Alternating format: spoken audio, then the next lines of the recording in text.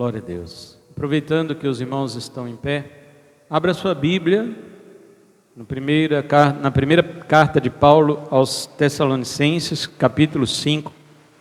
Nós vamos ler os versículos 21 e 22 para encerrarmos o assunto dos deveres de uma igreja bem edificada. E encerramos com esse dever dela para com Deus. Nós já falamos de vários deveres da igreja e encerramos para com Deus. Para com Deus ela tem 3 deveres, de acordo com o apóstolo aqui. É o dever de orar, o dever de dar graças e o dever de não apagar o Espírito, né? Então vamos ler. Diz assim na versão King James atualizada. Ontem eu fiquei decepcionado com ela, mas, né, Douglas?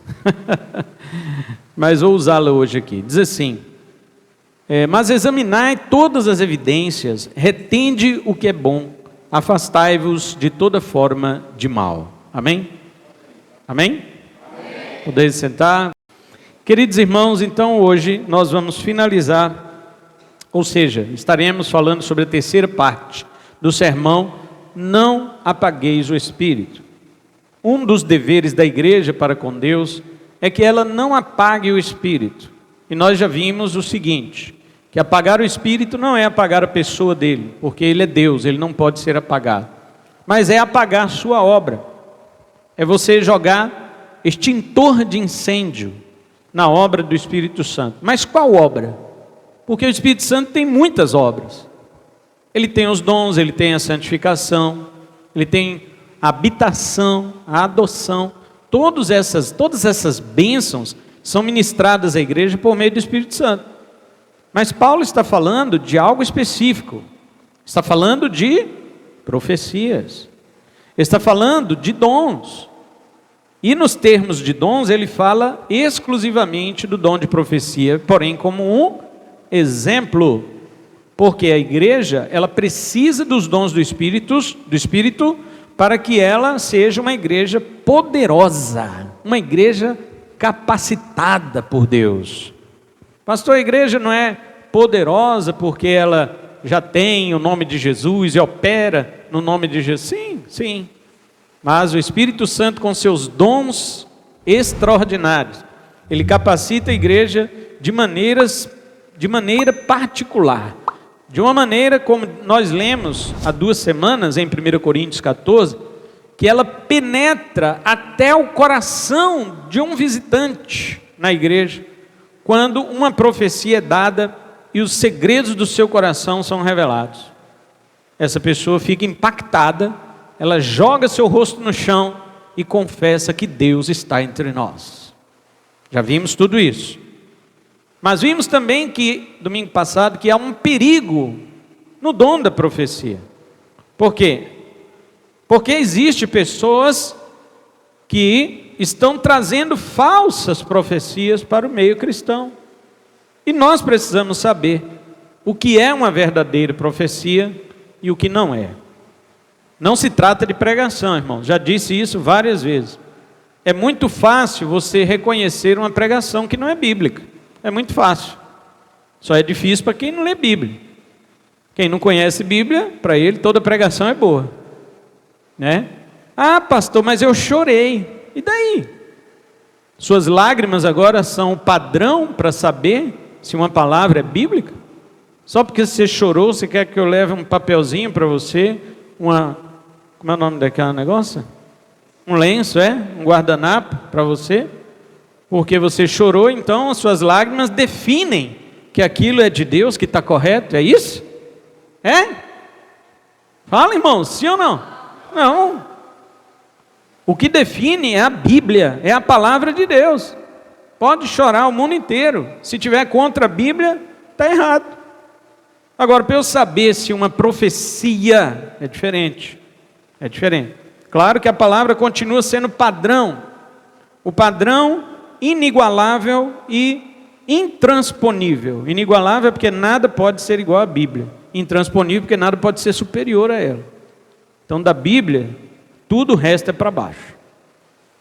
Ela é o padrão principal pelo qual você julga as profecias. Porém, existem outras coisas das quais nós falamos semana passada.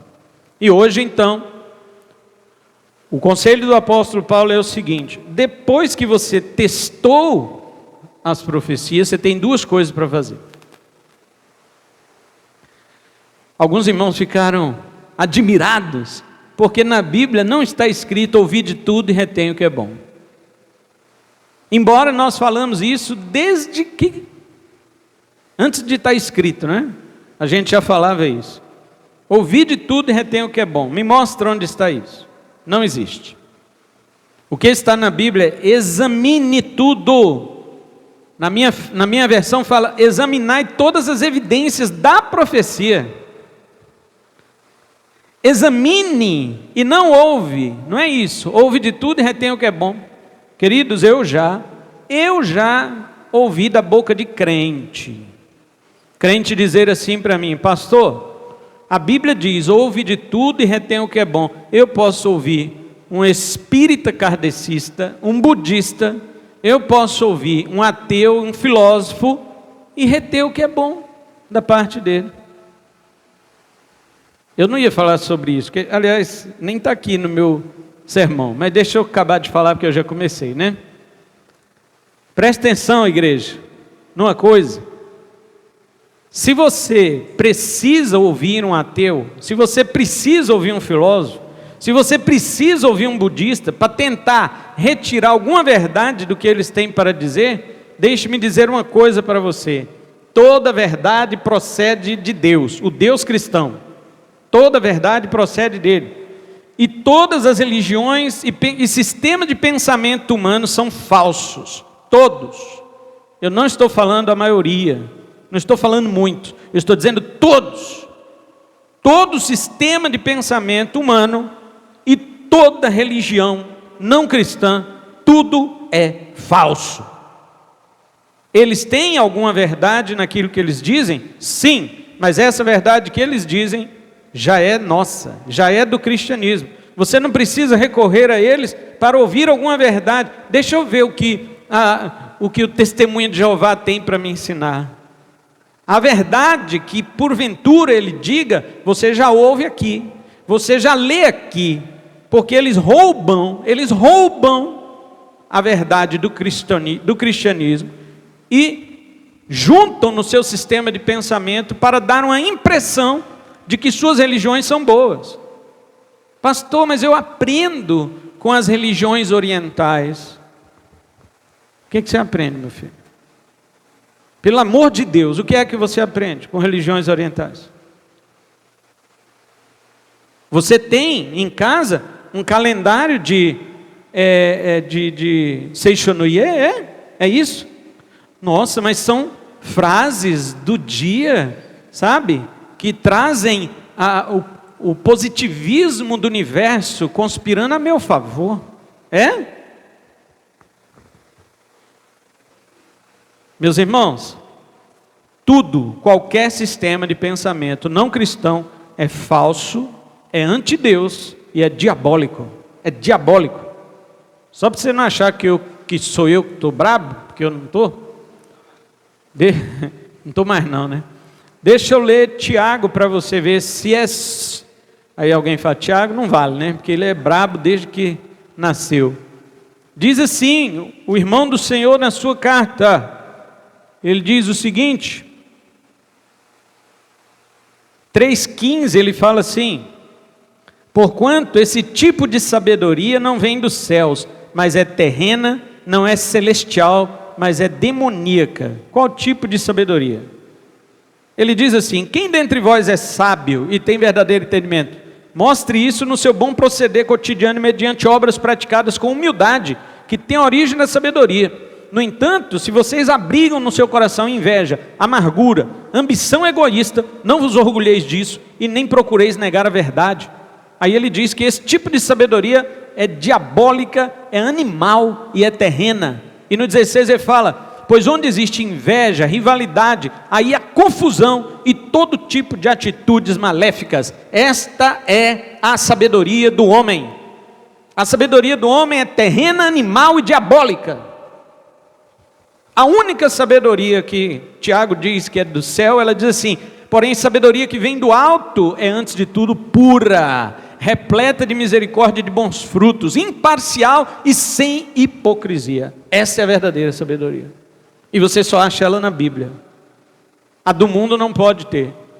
Qualquer sistema de pensamento filosófico, qualquer tipo de cosmovisão mundana ou religiosa é falsa. Você não precisa ouvir de ninguém para aprender com eles. Ainda bem que não tem esse versículo, ouvir de tudo e retende o que é bom. Ainda bem que não tem. Porque não tendo, os crentes já falam. Você imagina se tivesse. Paulo está falando, examinai tudo. E examinar o quê? Todas as profecias. Ele não está falando de tudo, que você tem que sair por aí, ouvindo de um e de outro, de uma religião e de outra, de um pregador e de outro, não. Ele está falando dentro de um contexto, de uma igreja, de um culto, para você examinar estas coisas que são faladas nas profecias. Isso nós já falamos semana passada. Agora vamos para o que é hoje. O que Paulo quer então que você faça com tudo que você examinou? Não é que você ouviu, preste atenção. O que Paulo quer que você faça com tudo que você examinou? Primeiro, parte B do verso 21. Retende o que é bom. Depois que você examinou, tá? Não é ouviu. Depois que você examinou, você retém o que é bom. No grego está, ao que é bom, segure firme. Você pode ouvir uma profecia, como a profecia de Ágabo, que eu falei semana passada, por exemplo, e filtrar. Alguém me perguntou, a profecia de Ágabo, por que Paulo desobedeceu a profecia? É porque Paulo era apóstolo. Apóstolo, ele é superior ao profeta no Novo Testamento. Porque no Velho Testamento o profeta era superior a todos, como porta-voz da palavra de Deus. Mas quando veio Jesus, o profeta, Deuteronômio 18:15 fala que virá um profeta semelhante a mim, a ele ouvireis. Quando João Batista veio, os judeus perguntaram, tu és o profeta? Com artigo definido, e João disse, eu não. Porque o profeta era Cristo. E João, ele disse, eu não sou o profeta. Agora, quando Jesus veio, sim, aí o profeta. Então, todos os profetas que apontavam para ele, acabaram. Agora ele tem o quê? Jesus tem apóstolos. Alguém pergunta, mas por que mudou de profeta para apóstolo? O próprio Jesus explica. Jesus disse assim, assim como o Pai me enviou. A palavra grega enviar é apostelou. Apostelou significa enviar.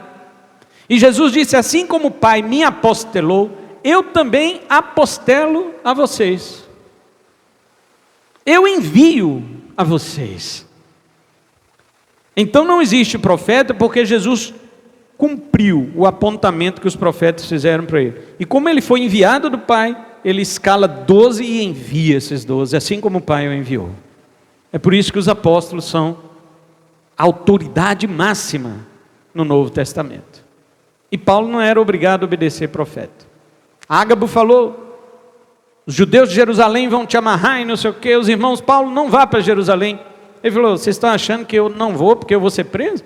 Eu iria até se fosse para morrer. Ser preso não é nada. O profeta aí falou que eu vou ser preso? É pouco. Eu achei que ele ia falar que eu ia morrer. E se fosse para morrer eu ia. Quanto mais ser preso. Então Paulo, como autoridade maior na igreja, ele pôde fazer isso. Agora tudo bem, não temos mais apóstolos. Então quem é a maior autoridade na igreja? É aquele que transmite a palavra da pregação. Em linhas gerais, não necessariamente, mas em linhas gerais, o pastor da igreja.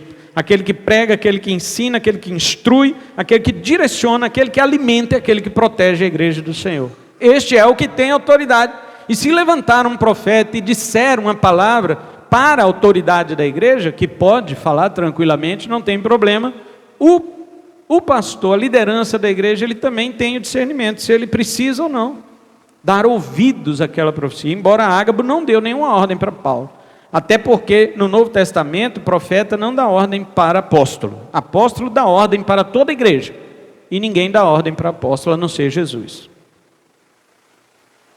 E como hoje nós somos os líderes, os pastores chamados verdadeiramente por Deus, são os representantes dos apóstolos aqui na terra, embora não existam mais apóstolos, os pastores têm autoridade.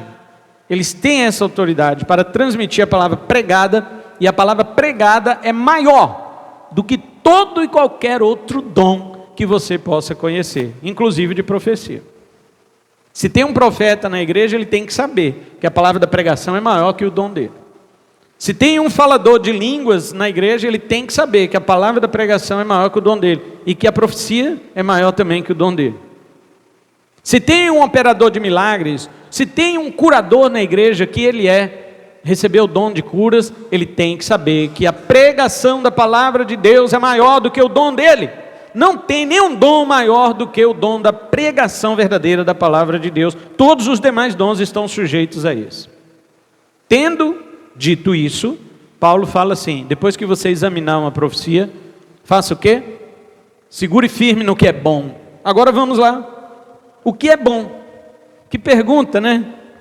Paulo deu uma direção. Quando alguém profetizar, examine tudo o que ele falar. O que é bom você retém. E a minha pergunta para a igreja hoje: o que é bom? O que é bom? Está vendo? Porque as pessoas hoje, elas acham que bom é aquilo que traz vantagem para ela. Ó, eu vou ouvir uma profecia, está igual o rei Acabe, né? O rei Acabe, né, Reateg? A gente conversou aquele dia. O rei Acabe tinha 400 profetas que profetizavam para ele. E falavam tudo que o rei queria ouvir. Ele queria ir para a guerra e queria vencer a guerra. E Josafá falou: você tem um profeta aqui para a gente consultar o Senhor? Ele: tem 400. Eu chamo os 400. E chamou e perguntou para eles: eu vou para a guerra e vou vencer? E os 400, conhecendo o que Acabe queria ouvir, responderam conforme e disseram: pode ir, porque você vai ser vitorioso nessa guerra. Todos os 400 falaram o que ele queria ouvir. Aí Acabe falou para Josafá: tá bom assim? Podemos ir para a guerra? Ouçam lá na pregação do pastor Charles, meu irmão. Ele vai pregar aqui no aniversário da nossa igreja esse ano, em novembro. Escute lá, ele fez uma pregação sobre esse texto que eu estou exemplificando aqui. E então, Josafá, desconfiado, porque Josafá era homem de Deus, falou: não tem mais nenhum, não? Um profeta que podemos consultar a palavra do Senhor? Aí Acabe falou: tem um tal de Micaías, mas ele só profetiza coisa ruim sobre mim. Não é bom a gente nem chamar ele. Aí Josafá: não fala assim, rei, chama lá. Então chama lá. O cara que foi chamar Micaías falou para ele assim: escuta aqui, o rei está te chamando para você dar uma resposta de Deus para ele, e veja bem o que você vai falar, porque os 400 já disseram que sim, tá? Então siga um deles e fale a mesma coisa. Já orientou. Quando Micaías chegou lá, o rei perguntou assim: Micaías, você, o que diz da parte do Senhor? Devo ir para a guerra? Micaías falou: pode ir que você vai vencer. Zoando, né? Não, me fale logo a verdade. E ele disse: eu vi Israel perdido nas montanhas como ovelhas que não têm pastor. Aí Acabe falou assim para Josafá: eu falei para você? Aí Josafá disse: continua, filho, fala mais. E eu vi uma reunião no céu, e nessa reunião no céu, espíritos se aproximaram de Deus, e Deus disse assim: escuta aqui, eu estou a fim de matar Acabe, e eu quero que ele seja enganado por um espírito de mentira na boca dos 400 profetas. Quem vai fazer? Deus perguntou. Aí um espírito de mentira levantou o dedo. O espírito não tem dedo, né? Mas ele levantou o dedo: eu vou. Aí Deus falou: pode ir, entra na boca dos 400 profetas, mente, tá? Mente, porque eu quero matar Acabe. Vocês já ouviram o pregador pregar isso, irmãos? Vocês não ouvem, porque as pessoas querem mascarar um Deus para você que está de acordo com suas vontades. Muitos pregadores são como os 400 profetas de Acabe. Eles querem falar para você o Deus que eles sabem que você gosta de ouvir, mas eu sou um Micaías em nome do Senhor. Em nome do Senhor eu sou um Micaías. Deus queria matar Acabe e Deus falou que queria um espírito de mentira para entrar na boca dos 400 profetas, porque eles mentissem, enganassem Acabe, fizessem Acabe acreditar na mentira, e então cumprisse o plano de Deus, que era matá-lo. E o rei disse assim para ele, aliás, um dos 400 profetas que tinha feito um chifre de ferro, deu-lhe um soco na cara do Micaías, e falou assim: você acha que o Espírito de Deus passou por mim, direto, e entrou em você? E ele falou: você vai ver, quando Israel estiver disperso, e você fugindo de quarto em quarto para tentar se esconder. E o rei falou: prende esse homem, prende e sustenta com pão e água de amargura, até que eu volte em paz dessa guerra. E Micaías falou: se você voltar em paz, o Senhor não falou por mim. E foi preso. Na guerra, os irmãos já sabem a história, o espertinho do Acabe virou para Josafá e falou: você se veste de rei, que eu vou me vestir de soldado. Porque lá o exército inimigo, o rei de lá já tinha combinado com seus capitães e soldados: não persigam soldado nenhum, eu quero o rei. E o espertalhão falou para Josafá: você se veste de rei, e eu não, eu vou me vestir de soldado. Então ele ficou ali, confuso no meio dos soldados, ninguém. Os inimigos, quando viram Josafá vestido de rei, falaram: o rei é aquele lá. E começaram a partir para cima dele para atacar. E Josafá gritou. Em Crônicas diz que ele clamou ao Senhor. Então quando os inimigos viram que não era ele o rei que eles estavam querendo, pararam de perseguir a Josafá. E agora? Se não é esse rei, nós fomos enganados. Parecia que o plano de Acabe tinha dado certo e ele seria vitorioso sobre Deus. Então, um soldado inimigo pegou uma flecha, botou no arco dele de qualquer forma e jogou para o alto. A flecha subiu. Quando desceu, a flecha entrou entre as placas de couraça do rei Acabe, sem o cara ver, sem o cara saber, e atingiu os órgãos internos. E ele começou a sangrar, e disse para o seu escudeiro: corre e me leva para casa, porque estou gravemente ferido. E o cavaleiro dele correu com ele para casa para tentar as ajudas médicas, mas ele morreu. A palavra de Deus se cumpriu. Você quer me enganar? Então peraí, Deus foi lá, mexeu na cabeça de um soldado, de um arqueiro. O arqueiro tirou uma flecha, Deus falou: mira para o alto. O cara, jogou. Deus pegou a flecha do alto e toma. Você está entendendo? Depois que você discerne uma profecia, se ela é falsa, se ela é verdadeira, você vai fazer o quê? Você vai se apegar ao que é bom. Mas a minha pergunta para você: o que é bom? O que é bom é aquilo que te agrada? Você é um rei Acabe, que só gosta das coisas que falam, que agradam o seu coração? É isso que você é? Então você está na igreja errada. Você tem que saber que o que é bom é definido por Deus, não é por você. Quando Deus criou os céus e a terra, a Bíblia diz: viu Deus que era bom. Deus que viu que era bom, ninguém viu que era bom. E mesmo que os anjos já criados pudessem olhar para a criação de Deus e falar: Deus, está muito bom sua criação, Deus não ia se valer da opinião dos anjos, não. Deus ia dizer para eles assim: olha, eu fiz bom porque eu fiz conforme a minha mente, e a minha mente é boa, é a minha mente que define o que é bom. Quando a Bíblia diz bom é louvar o Senhor, porque Deus inspirou o autor a escrever isto, então é bom louvar o Senhor, porque Deus disse que é bom louvá-lo. Agora vem esses idiotas, esses tolos, que se dizem ministros de louvor, dizendo que Deus não está lá no céu necessitado de louvor, que não tem problema se você cantar uma música para um irmão. para uma outra pessoa, porque a pessoa está triste, está sofrendo, não precisa cantar para Jesus, pode cantar para essa outra pessoa que está lá triste, sofrendo. Jesus não vai ficar, Jesus não está mendigando a adoração de ninguém, ele falou. Claro que não, mas a palavra diz que é bom louvá-lo, e bom é o que Deus determina na sua palavra, e não o que você acha, porque o que o homem acha que é bom é subjetivo, cada um acha de si mesmo, e o que é bom para si mesmo, mas o que é bom para Deus é aquilo que Ele decretou na sua palavra que é bom. A Bíblia diz em Romanos 12, versículo 2, não vos conformeis com este século, mas transformai-vos pela renovação da vossa mente, para que experimenteis qual seja a boa, agradável e perfeita vontade de Deus.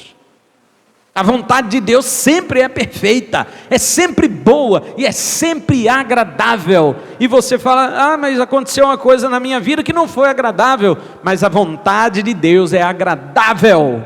É agradável porque Ele determinou que é agradável. Você, com seu pensamento humanista, egoísta, achou que não foi agradável, porque você não transformou a sua mente. Transformai-vos pela renovação da vossa mente. Se você não transforma pela renovação da sua mente, você vai achar a vontade de Deus ruim, desagradável e péssima, imperfeita. Mas se você tem a mente transformada pela palavra de Deus, tudo da parte de Deus que acontecer com você, você vai dizer, é bom, é bom. É bom porque veio do Pai das luzes. E Tiago 1,17 diz que toda boa dádiva e todo dom perfeito vem do alto, do Pai das luzes, em quem não há sombra e nem mudança de variação. Em você existe sombra, em mim existe mudança de variação, em Deus não. Quando Deus manda uma coisa que você acha ruim, amanhã você vai achar boa, porque em você tem sombra de mudança, Deus não. Conta-se a história de um chefe de uma certa aldeia, que achou um cavalo selvagem, e este cavalo selvagem se juntou aos muitos cavalos que ele já tinha. Então a aldeia disse para ele assim, que coisa boa lhe aconteceu. Ele disse, não digo que é bom e nem ruim. Então o filho dele estava adestrando este cavalo, caiu e quebrou a perna. Aí a sociedade se voltou e disse para ele assim, que coisa ruim lhe aconteceu. Ele disse, eu não digo que seja ruim e nem boa.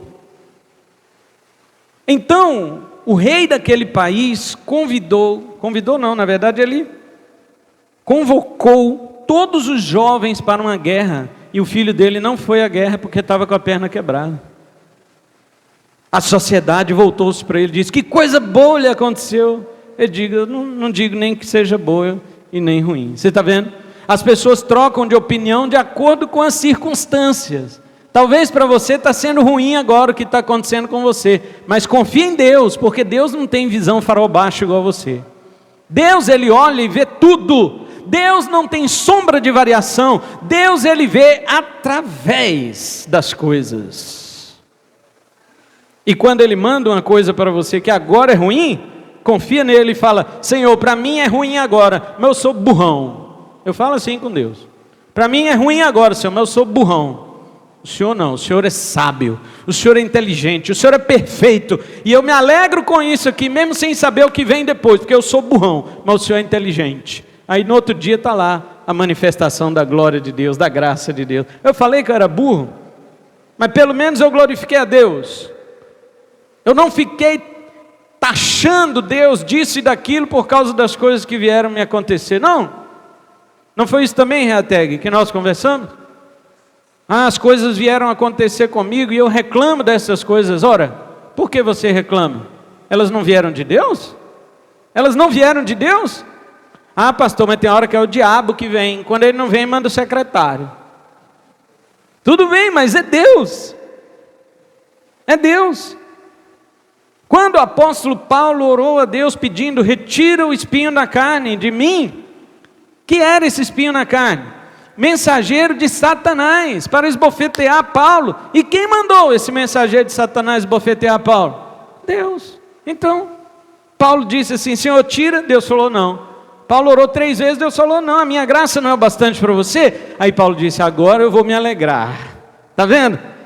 Poderia ter se alegrado desde o início, mas não, ele achou que sem o espinho na carne, ele seria melhor obreiro para o reino de Deus. Mas Deus sabia que não, porque Deus não tem visão farol baixo. E olha que estamos falando de Paulo. Paulo descobriu depois por que esse espinho teve que ficar na carne dele. Por quê? Para que eu não me gloriasse, para que eu não me ensoberbecesse pela excelência das revelações. Paulo não sabia disso. Ele achava que se ele não tivesse as perseguições, que eram um espinho na carne, ele seria um melhor missionário, um melhor apóstolo. Mas Deus sabia que se tirasse o espinho na carne, ou seja, se Paulo não sofresse, Paulo seria orgulhoso, porque as visões de Deus foram excelentes, mais para ele do que para os demais mortais. Quem sabe das coisas é Deus. Quando você ouvir uma profecia e fosse a pegar o que é bom, não é o que você acha que é bom, mas aquilo que Deus diz que é bom. O que é bom, igreja? Bom é aquilo que Deus diz que é bom. E para você conhecer o que é bom, você tem que ler a Bíblia. E se não entender, pergunta. Porque não adianta ler e não entender. Você vai achar que uma coisa na Bíblia é boa que não é. Você não entendeu, ué?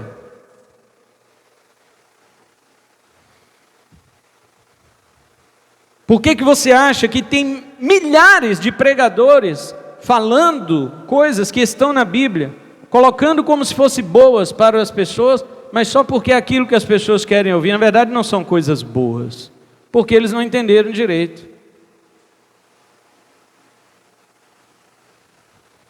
Quando Deus abençoa o ímpio, por exemplo, um ímpio, um cara que Deus não vai salvar. Quando Deus abençoa um cara que Ele não vai salvar, você acha que Deus está abençoando Ele mesmo? Olha como nós somos. Por que aquele ímpio está recebendo uma coisa que eu gostaria de estar recebendo, e Deus não me deu, e deu para ele? Então eu falo, o cara está sendo abençoado. Mas peraí, abençoado por quê? Ah, pastor, ele tem dinheiro, eu não tenho, está vendo? Então você acha que dinheiro é que é bom. Não é o que Deus diz que é bom. Está vendo como nós medimos o que é bom pelas nossas necessidades? Só que quando Deus dá dinheiro para um ímpio, o salmista ensina o quê? Que Deus está dando isso para o ímpio se esquecer de Deus.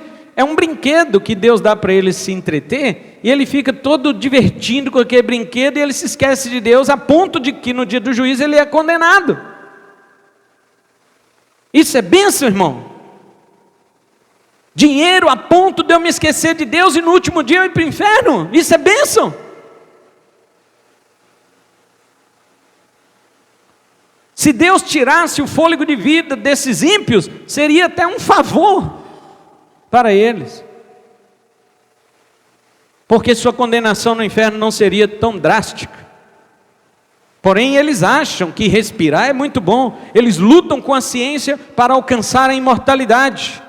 Eles querem revitalização de células para serem imortais. Esses homens cospem no rosto de Deus. E Deus está deixando, porque um dia Deus pisará nas cabeças deles eternamente no inferno. Põe a tua língua para fora aí, você que cuspiu no meu rosto, lá na terra. Põe tua língua para fora. E ele vai colocar a língua para fora, e Deus vai queimar essa língua dele, e pisotear a língua dele, e dizer, toma aí, engole o teu cuspe, que você cuspiu na minha cara, quando você estava na terra, e nunca vai parar. Ele não vai ter nem 15 segundos para dizer, peraí, eu queria tomar um copo d'água. Não, não existe água.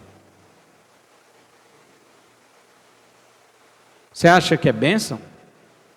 Ah, pastor, mas o ímpio, ele ganhou na loteria, o ímpio ele conquistou, sabe? Tudo que nós queremos, nós atribuímos como coisas boas. Mas bom é aquilo que a Bíblia diz que é bom. Então se você ouve uma profecia, examine primeiro, teste a profecia, peneire a profecia, e ao que é bom você se apega, diz o apóstolo Paulo. O que é bom? Bom é aquilo que visa a glória de Deus. Bom é aquilo que visa a glória de Deus. Se um profeta virar para você e disser para você: olha, você está vivendo em uma vida de pecado que desagrada a Deus, você não está gostando dessa profecia, está? Porque a profecia está desmascarando você, e você diz: isso não é bom. Mas retenha isto, porque você santificar a sua vida vai servir para a glória de Deus. Retenha isso, guarde isso. E quanto mais você conhecer sobre a palavra de Deus, quanto mais você conhecer a respeito de sua própria vida com Deus, então Deus, ao enviar uma mensagem para você, seja ela de crescimento, alerta ou admoestação, você vai saber o que é bom, porque o que é bom sempre será aquilo que glorifica a Deus.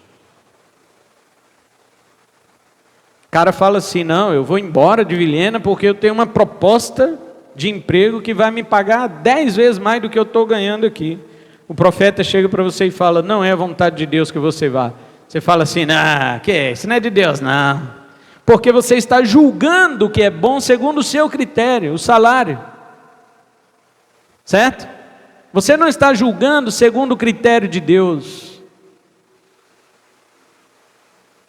Então muita gente, como diz o ditado, cai do cavalo por causa disto. Ah, pastor, mas o profeta não conhecia a minha vida. E ele falou igualzinho. Eu disse que isso também não significa muita coisa, porque os demônios conhecem a tua vida. E você tem que primeiro saber se ele está falando por Deus ou por um demônio. E nem sempre que um profeta está falando por revelação diabólica, nem sempre você vai pôr a mão e vai cair. Nem sempre. Ah, porque eu vou pôr a mão, ele vai cair se estiver endemoniado. Nem sempre. Às vezes ele está falando pela revelação maligna. E quando chega para você, está de acordo com a sua vida, mesmo sem ele te conhecer. E aí? O que significa isso? Nada, absolutamente nada. Eu já disse, o profeta não conhecer a sua vida não é um critério de profecia verdadeira, não. Pode ser que Deus esteja falando, sim, pode ser, porque Deus conhece a sua vida. Agora deixe-me dizer: pastor, então não é só Deus ou demônio? No caso aí, fica mais fácil, né? Que você já eliminou a questão da carne. Um profeta na carne, ele não pode acertar as coisas que profetiza a meu respeito, porque ele não me conhece. Deixa eu te dizer que pode. Sabe como? Há pessoas que nas suas falsas profecias da carne, nem de Deus, nem do diabo, mas dele mesmo, eles chutam. Você sabe o que é chutar na gíria popular? Chutar é arriscar, é dar um palpite. Eles dão um palpite na profecia e às vezes acertam, mas foi só um palpite. E como ele acertou, aí você, foi Deus, foi... Não, ele chutou, ele deu um palpite. Na gíria a gente fala, ele chutou, ele fez o gol, porque ele acertou. Ele deu um palpite e foi exatamente o que estava acontecendo com você. Nas igrejas de revelação acontece muito isso, porque as pessoas que vão nessas igrejas, eles já vão com algum problema. E o revelador, que não é bobo nem nada, ele já olha para a cara do indivíduo e ele fala: esse aí está doente. Ele olha para o outro e fala: esse está desempregado, esse aí está com um problema financeiro. E ele olha para uma mulher lá que está chorando, berrando, e essa aí está com problema no relacionamento. Ele sabe só de olhar, só de olhar. E ele diz assim: Deus está me revelando aqui, ó, que tem uma irmã aqui que o marido está fazendo isso ou aquilo, está abandonando, está no seu... já chora e vai lá na frente até rastejando: sou eu, ele vai voltar, ele vai voltar. É assim. E aí pronto, o profeta se enche, né? Porque ele deu um chute e acertou. Ele deu um palpite e teve tudo a ver, porque as pessoas que vão para esses lugares, elas já vão com essas necessidades, irmãos. É muito simples e fácil enganar essas pessoas. Vocês já repararam que quando eles oram assim: Senhor, venha resolver o problema financeiro, o problema espiritual, o problema de saúde, o problema de relacionamento. Eles oram assim, porque são as áreas que causam problemas nas pessoas. São as áreas que causam problemas nos indivíduos da sociedade. É financeiro, é relacionamento, é enfermidade. Não é isso? Ou algo espiritual que está perturbando ele. É isso. Aí o Marlon fala assim para mim: "Ei, tá vendo? Não deixa nós ganhar dinheiro." O Marlon fala: "Eu sei fazer tudo isso aí, ó." É muito fácil, irmãos, enganar e se aproveitar das pessoas que estão sofrendo. Agora eu digo para você, a minha pergunta: o que é bom? Isso é bom? É bom você sair procurando essas igrejas? Responda, irmãos. O bom é você sair procurando esses profetas?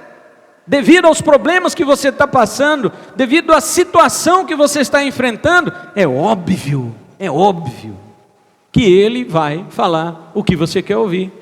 E quando ele falar o que você quer ouvir, você vai dizer: "Pastor pregou que o que for bom tem que segurar. Olha aí uma coisa boa, eu vou segurar isso." E é mentira.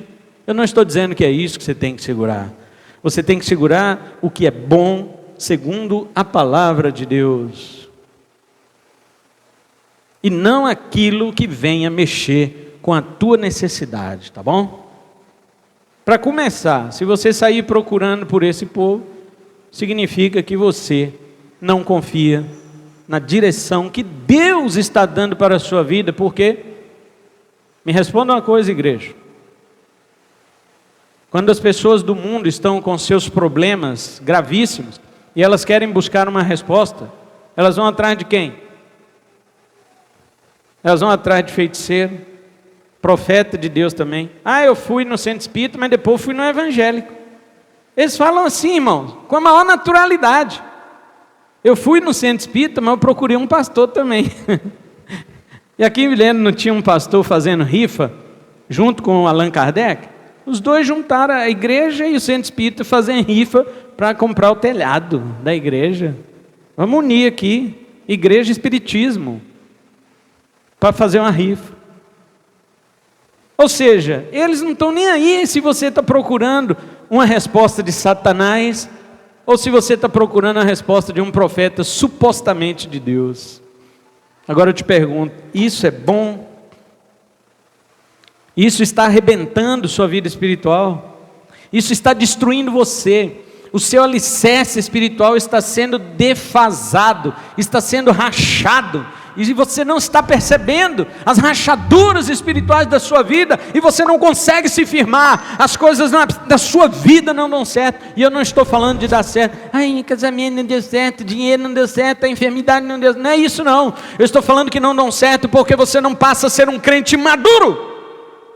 Você não passa a ser um crente firme, um crente inabalável. Não, é sempre assim. É sempre o vento de doutrina te abala, o vento de doutrina te leva para lá e para cá, como aqueles tumbleweeds, né? Que rolam lá nos filmes de faroeste. Os caras estão lá.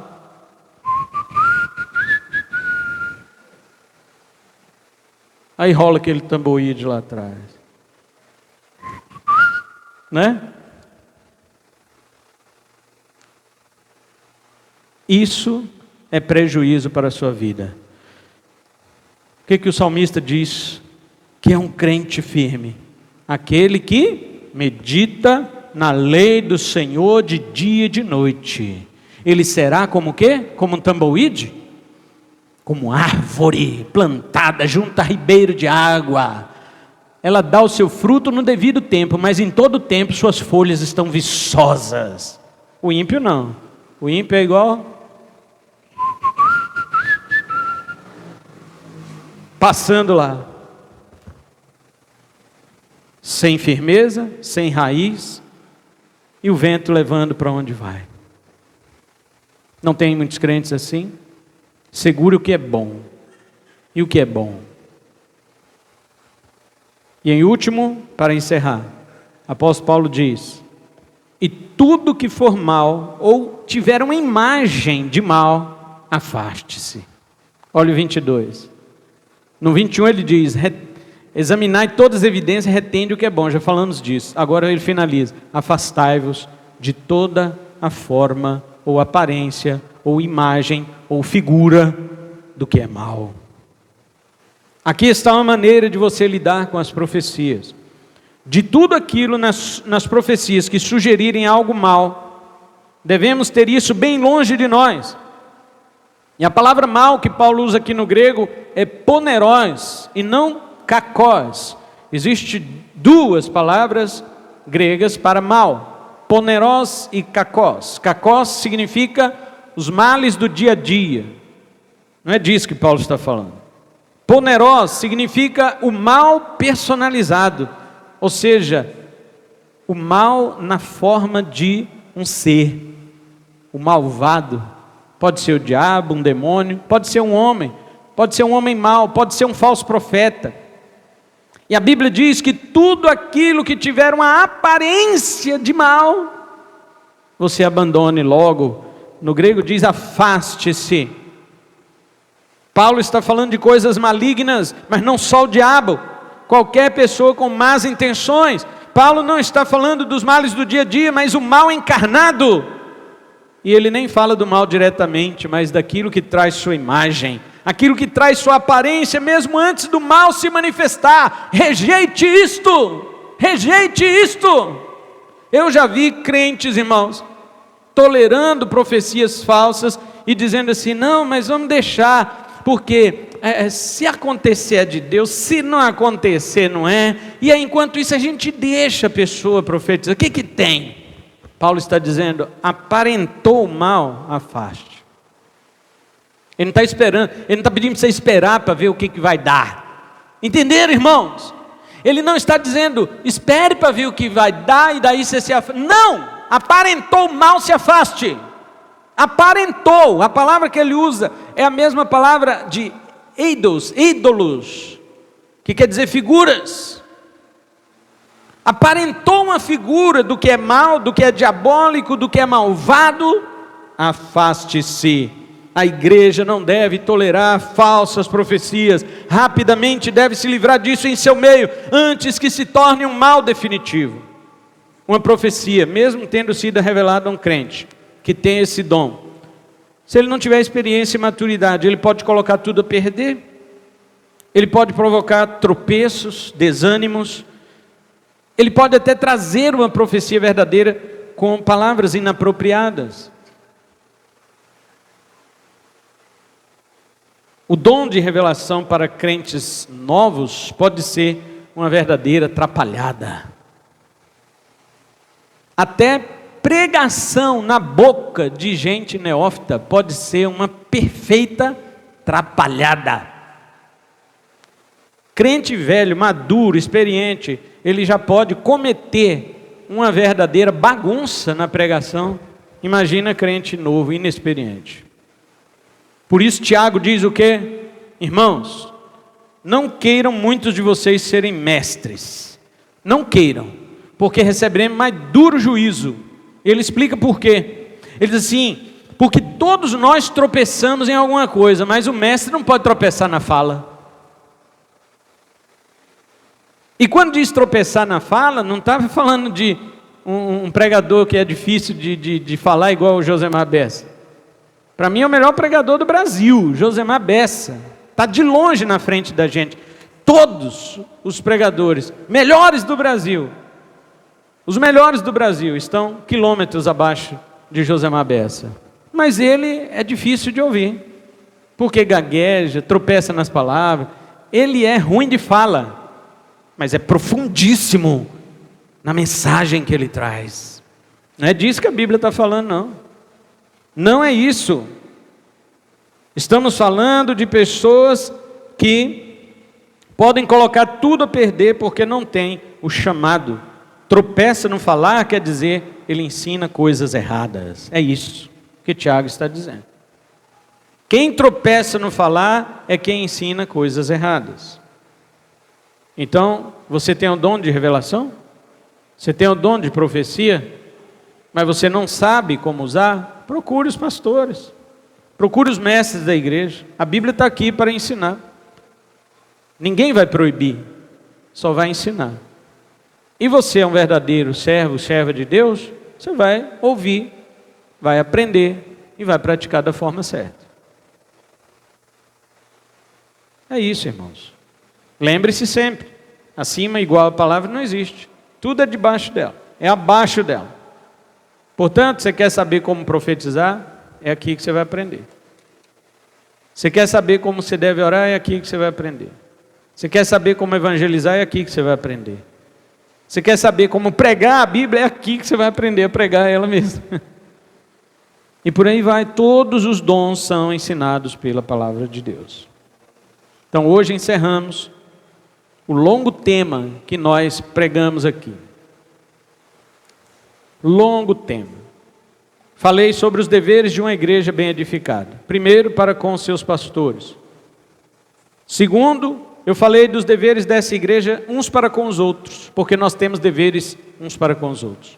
Terceiro, eu falei dos deveres desta igreja para consigo mesmo, ou seja, eu tenho deveres comigo, particulares, pessoais.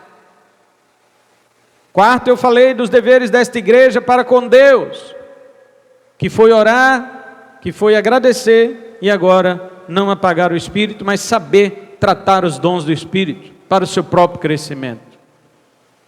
Semana que vem vamos entrar já em outro sermão, que está no capítulo 5, porém, no verso 23. Enquanto que até o 22 o título foi Deveres de uma igreja bem edificada, para com o pastor, para consigo mesmo, uns para com os outros, para consigo mesmo, para com Deus. No 23 nós vamos falar do que Deus faz por uma igreja dessa forma. Vimos o que a igreja fez por Deus, agora vamos ver o que Deus faz pela igreja, quando esta igreja é assim. E só para deixar bem marcado para você, você tem sido uma igreja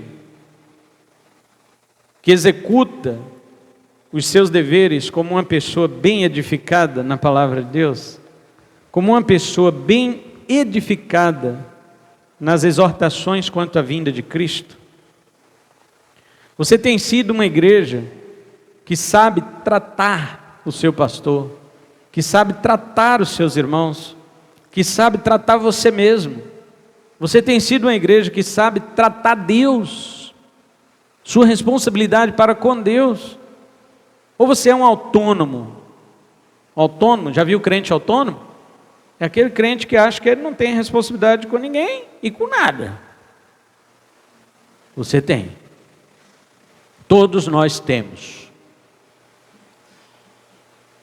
E que fique bem gravado isto, que para com Deus, as nossas responsabilidades, elas atingem o âmago, elas atingem o ápice de uma igreja completamente madura, que discerne todas as coisas, espiritual. Porque os crentes de hoje eu não consigo entender, irmãos. Não todos, é óbvio. Mas muitos crentes de hoje não consigo entender. Diante das primeiras provações, Deus é o primeiro a ser descartado na vida dele. Eu não consigo entender. Ele resolve tudo. Tudo ele corre atrás, mas quando chega na parte de Deus, ele fala, não, isso aqui eu vou deixar. Deus é o primeiro a ser descartado na vida dele. Mas vê se ele descarta o trabalho. Vê se ele descarta as diversões. Não, isso aí ele não exclui não. Pode chover canivete, ele vai jogar bola. Pode chover canivete. Ele cumpre aquilo que ele... mas se eu faltar do trabalho, o patrão me manda embora. O patrão é superior, na opinião dele, ao próprio Deus, que é de fato o patrão de todos os patrões, Senhor dos senhores, que a Bíblia chama ele. E muitas vezes, para nós fazermos aquilo que é o básico da vida cristã, nós medimos todas as situações. Não, eu olhei ali, eu vi que minha filha vai ficar gripada. Mês que vem ela vai ficar gripada. Então não vou não. Hoje eu vou comprar um remédio, eu vou ali na farmácia, porque mês que vem é assim. As desculpas para abandonar a obra e a vontade de Deus são as mais esfarrapadas possível. Porém, uma igreja bem edificada ela tem seus deveres para com Deus.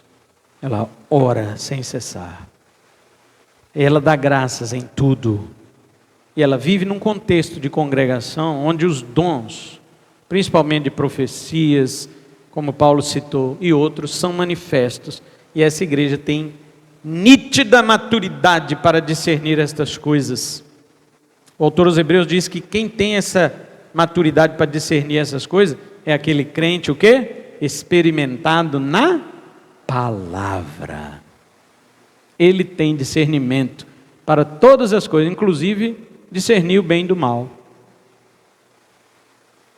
Crentes que não têm experiência na palavra, não adianta você dizer, não, eu consigo discernir o bem do mal. Não, você não consegue. Você acha que o mal é bem e às vezes você acha que o bem é mal. Porque você não tem experiência na palavra. Só o crente que tem experiência na palavra consegue discernir o bem do mal.